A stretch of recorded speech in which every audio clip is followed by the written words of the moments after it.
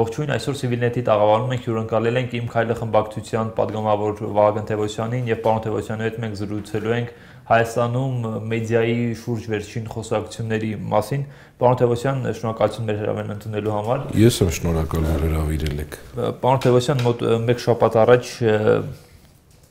դուք համացանցում մի գրառում եք կատարել, եթե կարծեվակերպենք այն մասներ, որ ապատեղեկատվությունը պետք է պատժվի, իսկ ազատ խոսքը պետք է խրախուսվի ու ազատ խոսքի ազատությունը, տարբեր բաներ են, խոսքի ազատությունը պետք է խրախուսվի եւ այլ հարթակներ պետք է ձևավորվեն կարծիքների փոխանակման ու փոխման համար։ Սրանից հետո հետևեցին շատ մեկնաբանություններ, որ այսպես իշխանությունը փորձում է վերևից կանոնակարգել լրատվական դաշտը։ Ինչ նպատակով եք այս գրել եւ առհասարակ կողքից ինչպես է երևում, հա, մեդիա դաշտը, հա, իշխանության ներսից ինչպես է երևում, ինչ վիճակ է։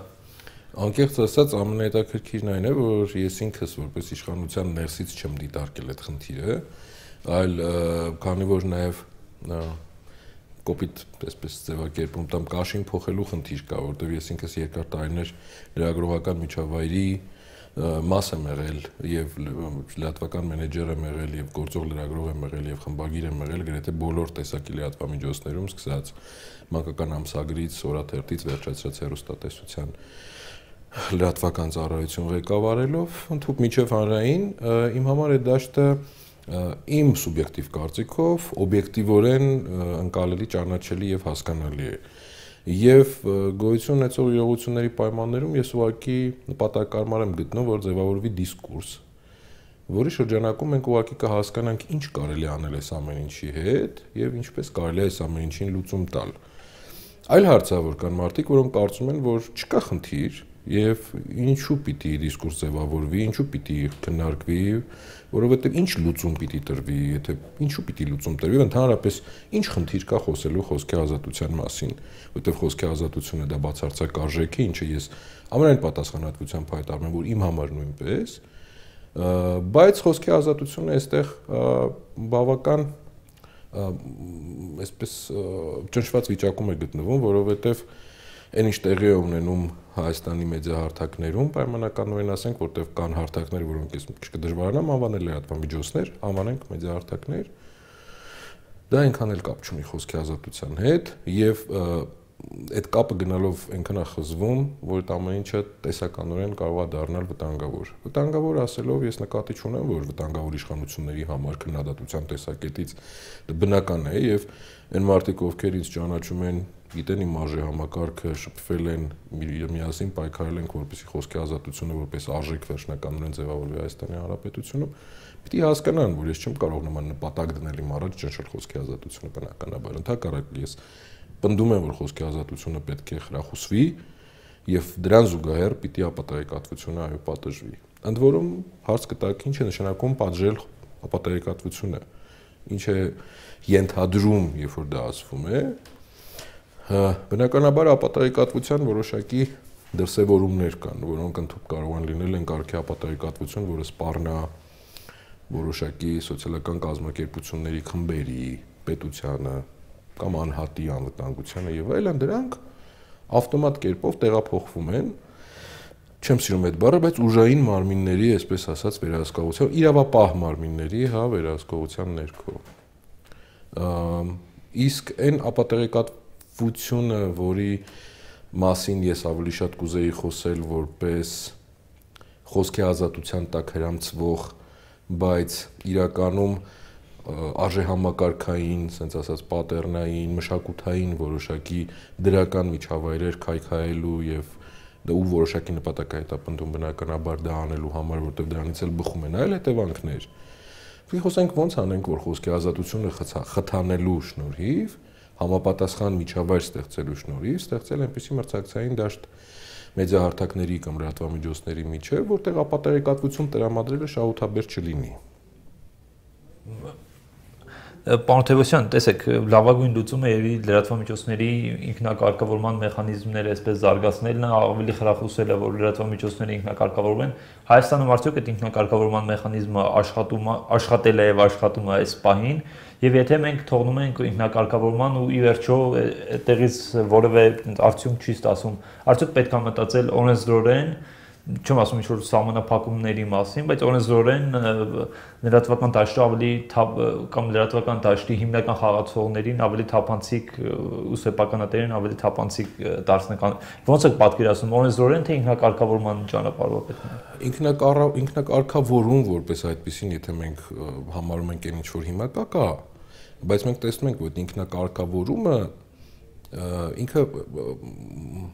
նպատակին չի ծառայում կամ անարդյունավետ է։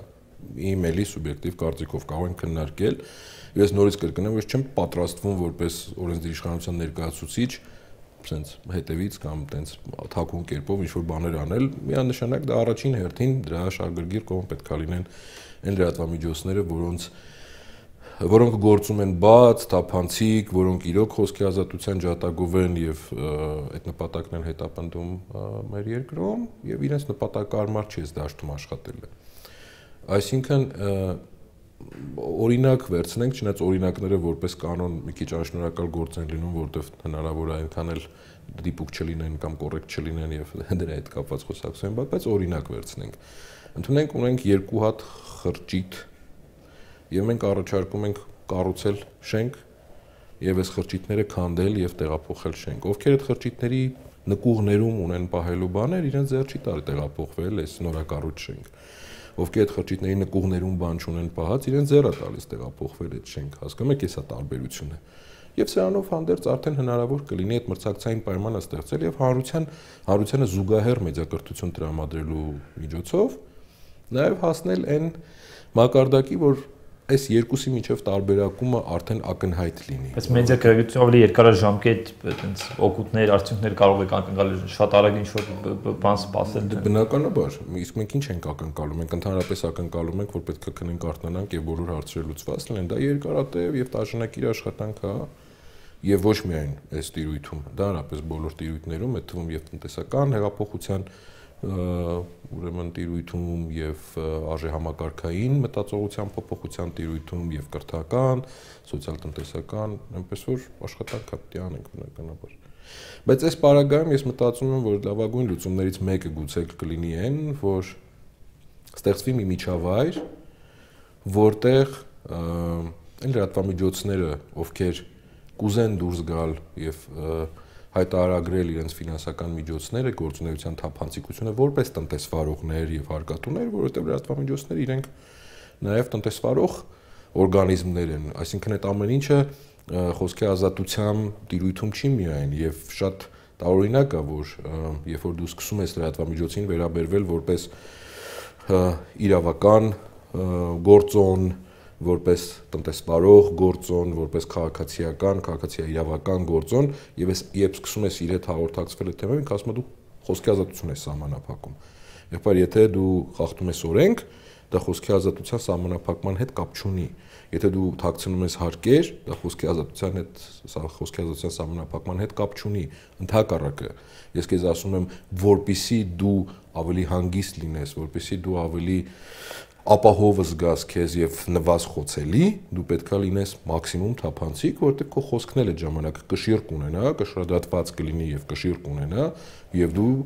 քեզ քաղաքական նկատառումներով ոչ մի մեխանիզմ չեն կարողանա գտնել ճնշելու քո խոսքի ազատությունը։ Իսկ այս պարագայում բոլոր լրատվամիջոցները ըստ էության այս բարձի թողի ինքնակառավարման մեխանիզմները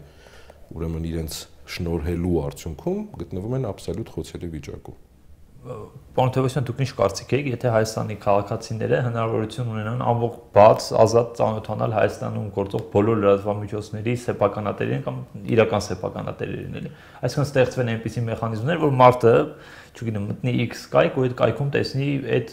լրատվամիջոցի որպես առևտրային կազմակերպություն սեփականատերերի։ Ես մի գոնե էս պետք է երևի այդպես ծայրահեղական եմ այդ առումով, անկեղծ որ ասեմ, բայց նորից եմ ասում, սա քննարկելի է։ Ես ընդհանրապես համարում եմ, որ Հայաստանում շրջանառվող ցանկացած փող պիտի լինի թափանցիկ։ Եվ ըստ էության, եթե չեմ սխալվում, իմ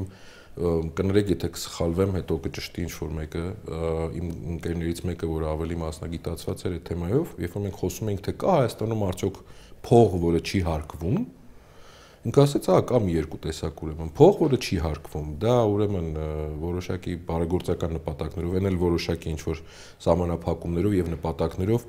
ընդ որում կառավարության կողմից պիտի հաստատվի եւ մեկ էլ ավանդների տոկոսավճարները չեն հարկվում։ Մնացած ցանկացած փող, որը շրջանառության մեջ է, հարկվում է։ Այսօր մենք ունենք խնդիր, որ լրատվամիջոցներում պատտվում են փողեր, որոնք չեն հարկվում։ Այսինքն դրանք կոպիտ ձևակերպմամբ ասեմ, էլի կասեն, ես վախենում եմ այդ ձևակերպումներից, ինչու համար չեմ վախենում, խուսափում եմ, որովհետեւ հետո պետք է ասում են խոսքի ազատության ոնց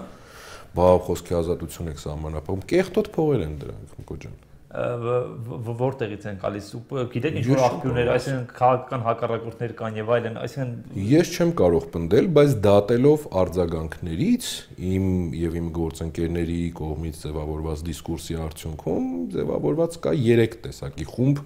որոնք ընդդիմանում են սրան։ Խմբերից մեկը նրանք են, որոնք ասում են, որ աբսոլյուտ ասում եմ, սա խոսքի ազատության նկատմամբ առանց երկար բան անելու, որովհետեւ բուն առաջարկ չի եղել դեռ, ես իրենց հասկանում եմ։ Երկրորդ խումբը այնա, որ իրենք ասում են, որ իշխանությանը ապրիորի վստահել չի կարելի, որովհետև կարծրատիպային մտածողություն կա, որ եթե իշխանությունը ուզում է օրենսդրորեն կարգավորել լրատվամիջոցների, ընդհանրապես մեդիահարթակների դաշտը, դա արդեն ենթադրում է, որ ինքը դա կանում է քաղաքական նպատակներով, որպեսզի ինքը դառնա նվազխոցելի։ Եվ երրորդ խումբը դրանք են մարդիկ են, որոնք էլի խոսքի ազատության այսպես շարժի ներքո եւ այս նույնը ասելու բամ հասկանալի է դառնում, այս մարդիկ ուղղակի թափանցիկության տիրույթ չեն ուզում տեղափոխվել, որովհետեւ իրեն ձեռք չի տալիս, որովհետեւ դա ձեռք չի տալիս նաեւ այն մարդկանց, ովքեր ֆինանսավորում են այդ մեդիա ռեսուրսները եւ հնարավոր է այդ մարդիկ ուղղակի չուզեն այլևս ֆինանսավորել։ Ամեն դեպքում այնտեղ կարծիքներ կան, որ բադեի դեպքում հնարավոր է, որ միջանկյալ մարդիկ լինեն, միջնորդ մարդիկ լինեն, որոնց տրամադրվի այդ գումար իրենք բերեն տնան ասեն հա դե մենք պիտի գա մի պահ, երբ որ նույնիսկ այդ մարդկանց հարցվի, բայց գումարը քեզ որտեղից։ Վերջո քաղաքակիրթ երկրներում իսկապես փողի շրջանառությունը մաքուր է լինում։ Ես ունեմ շահույթ, ես ունեմ եկամուտ, վճարում եմ համապատասխան շրջանառության, եկամուտի հետ կապված, շահույթի հետ կապված հարկեր, եւ այն փողը, որը մնում է ինձ, ես ազատ եմ տնօրինելու ինչպես ուզում եմ։ Եվ ես ցույց եմ տալիս դրա տնօրինումը, որովհետեւ դա ինձ է շահութաբեր, ինձ է շահավետ։ Իմ երաժիշտ գործընկերներից մեկի հետ խոսում էինք երեք, չգիտեմ կուզի անունը տամ թե չէ, բայց ես շատ պոզիտիվ քաղաքակիրթ եւ գրագետ անձնավորություն է, խոսում ենք թե բա ինչ ոնց է լինելու, օրինակ երաժիշտների հարկման, երգիչների հարկման մեխանիզմը։ Մենք եկանք այն հետաքրքիր եզրահանգմանը, որի արդյունքում ինքը ասեց, ես ուրեմն այս երկու օրը կգնամ անհատ ձեռնարկատեր կբացեմ, որովհետեւ ես հասկանում եմ, որ տենց ինձ ձեռք է տալիս։ Որովհետև ինչ-որ մի պահից իսկականից հարց է առաջանալու, բայց ոնց այդ որտեղից այդ փողը քեզ։ Իսկ այդ որտեղից այդ փողը քեզ պատասխան կարող է տա մարդ, որը չի իմաստ չունի թաքցնի թե այդ փողը իրան որտեղից, որտեղ դա մաքուր փող է։ Պարոն Թևոսյան, իսկ ինչ կարծիք ունեք Հայաստանում լրագրողների կամ եթե չասեմ լրագրողների, գոնե ինչ-որ փուլում խմբագիրների գույքի ունեցվածքի եկամուտների հայտարարագրման մասին, հա, որպես հանրային ծառայություն մատուցող անձինք կամ կազմակերպ Դա շատ վիճելի է, դա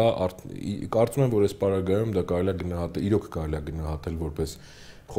այսպես շատ ծայրահեղ բան է, բայց եթե վերցնում ենք ընդհանրապես մաքուր փողի շրջանառության,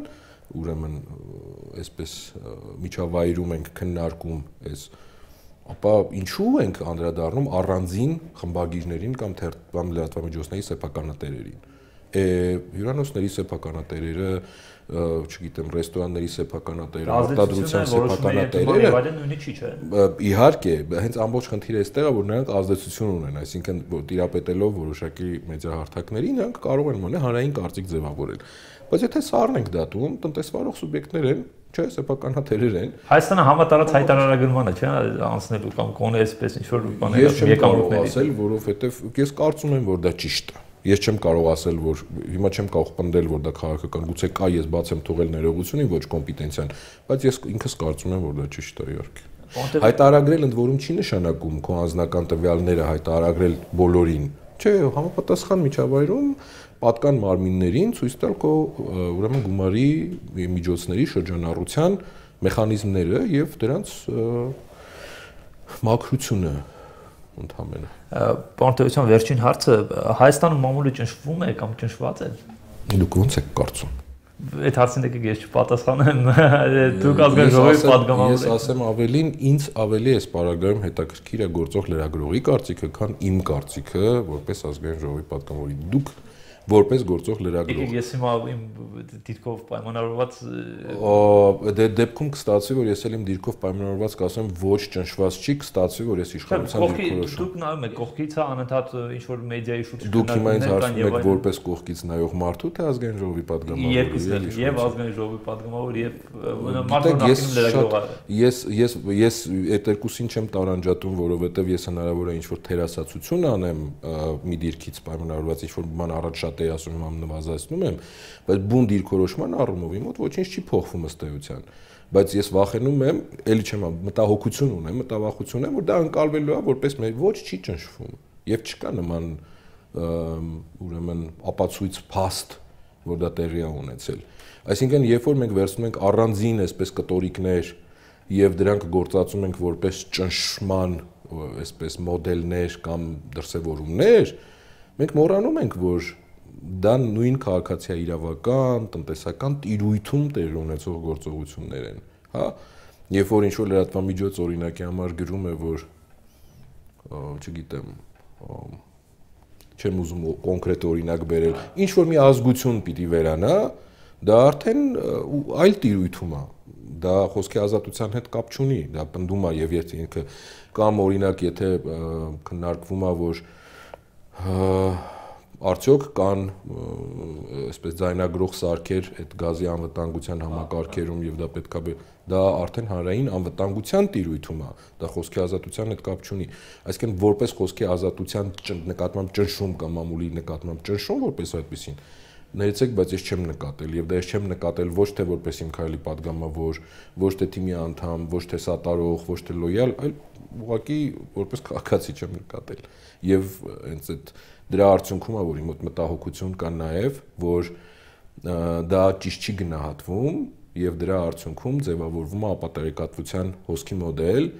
որը հենց որը հատկապես կարող է վտանգավոր դառնալ եւ խոսքի ազատությունը պետք է խրախուսվի բոլոր միջոցներով։ Շնորհակալ եմ պարոն Թևոսյան։ Հիշեցնեմ, մենք զրուցում էինք Իմ քայլը խմբակցության падգամավոր Վահագն Թևոսյանի հետ, շարունակեք մնալ Civilnet-ի հետ։